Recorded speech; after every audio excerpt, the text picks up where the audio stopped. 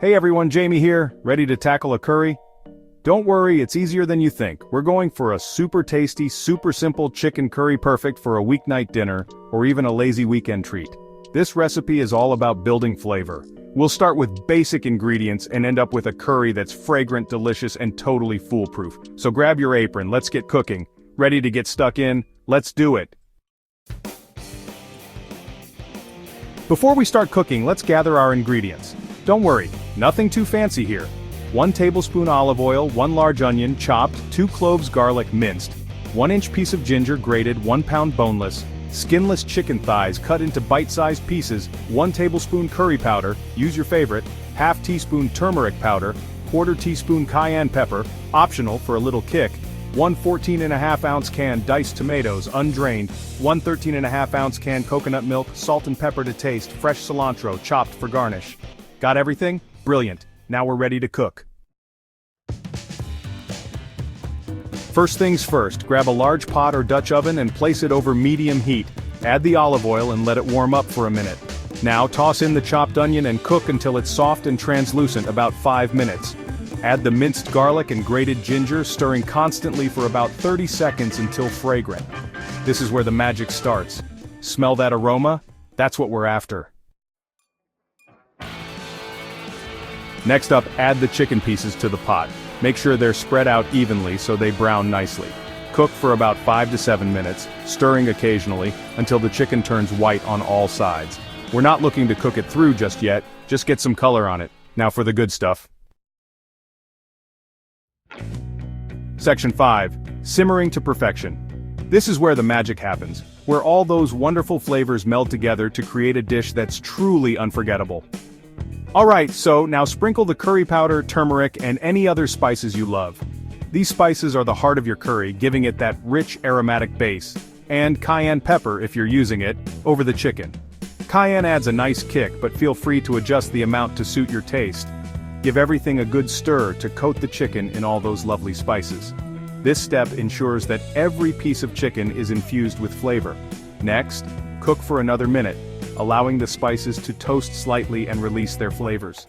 This toasting process is crucial as it deepens the flavor profile of your curry. Pour in the diced tomatoes, don't drain them, and the coconut milk. The tomatoes add a tangy sweetness, while the coconut milk brings a creamy richness that balances the spices. Give everything a good stir, then bring the mixture to a simmer. This is where the ingredients start to come together, creating a harmonious blend of flavors. Reduce the heat to low, cover the pot, and let it simmer gently for about 20 to 25 minutes, or until the chicken is cooked through. This slow simmering allows the chicken to become tender and soak up all the delicious flavors. While that simmers, let's talk about making this curry your own. You can add vegetables like bell peppers, peas, or spinach to make it more nutritious. Or, if you prefer a different protein, try using shrimp, tofu, or even lamb. The beauty of this recipe is its versatility. You can adjust the spices, add different ingredients, and truly make it your own. Experiment with different flavors and find what works best for you. And there you have it, a delicious, customizable curry that's perfect for any occasion. Enjoy the process and, most importantly, enjoy the meal. Section 6. Flavor check. Adjust to your liking. Once the chicken is cooked through, it's time for a taste test. Grab a spoon and give the curry a try. Need more salt? Add a pinch or two. Want more heat? Stir in a pinch more cayenne pepper. You're the boss. Remember, cooking is all about experimenting and finding what you like best. Don't be afraid to adjust the flavors to suit your taste buds. Ready to serve up this deliciousness? Almost there. Section 7. Serving your masterpiece. This curry is fantastic served over a bed of fluffy white rice. You can also try it with naan bread, quinoa, or even couscous. Sprinkle over some fresh cilantro for a pop of color and freshness. And there you have it. A simple, flavorful chicken curry that's perfect for any occasion. But wait, there's more. Let's explore some fun ways to customize your curry. Section 8. Make it your own. Curry customizations. Veggie delight. Add some veggies to your curry. Potatoes, cauliflower, peas, and even carrots can bring a delightful crunch and a burst of color to your dish. Not only do they add texture, but they also enhance the nutritional value of your curry. Spinach, the possibilities are endless. You can also experiment with bell peppers, zucchini, or even eggplant. Each vegetable brings its own unique flavor and texture, making every bite a new experience. Just add them to the pot along with the chicken. The key is to add the vegetables at the right time so they cook perfectly without becoming too mushy. For instance, root vegetables like potatoes and carrots should go in earlier, while softer vegetables like spinach can be added towards the end. Spice it up. Want more heat? Adding spice can elevate your curry to a whole new level. Add a chopped chili pepper along with the garlic and ginger, or if you prefer a more subtle heat, stir in a teaspoon of chili flakes for an extra kick. You can also experiment with different types of chilies, like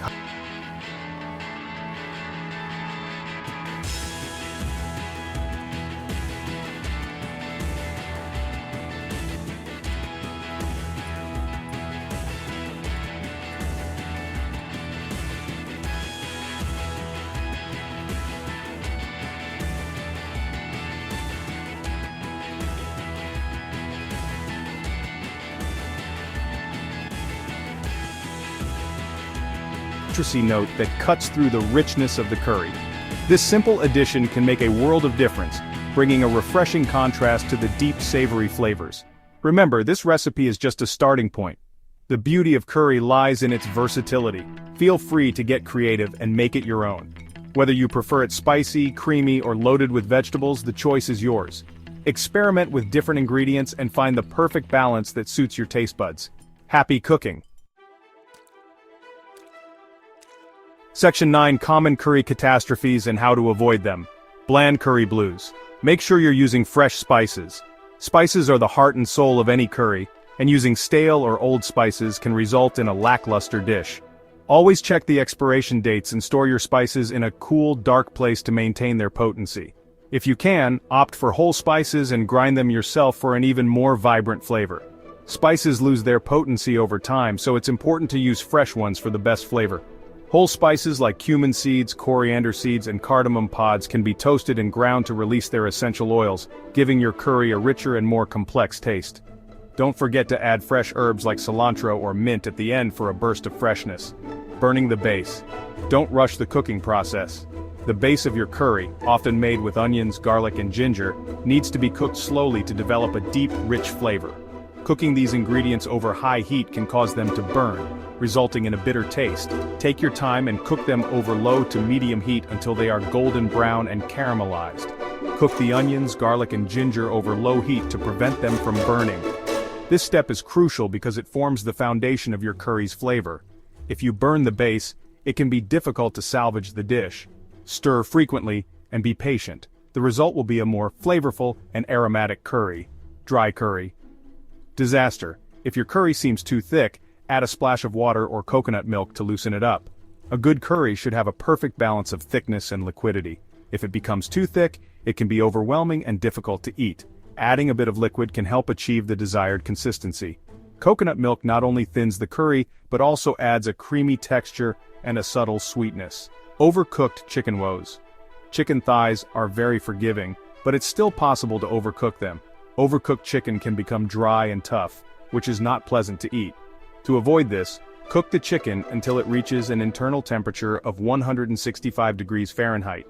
Use a meat thermometer to check the temperature and ensure the chicken is cooked through but still juicy. Cook the chicken until it's just cooked through to avoid dry, tough meat. If you're using chicken breasts instead of thighs, be extra careful as they cook faster and can dry out more easily. Let the chicken rest for a few minutes after cooking to allow the juices to redistribute, resulting in more tender and flavorful meat. There you have it. Now go forth and conquer that curry. With these tips in mind, you'll be able to avoid common curry catastrophes and create a delicious, flavorful dish every time. Remember, practice makes perfect, so don't be afraid to experiment and find what works best for you. And remember, the most important ingredient is to have fun. Happy cooking. Cooking should be an enjoyable experience, so gather your friends and family, put on some music, and have a great time in the kitchen. The joy and love you put into your cooking will always shine through in the final dish.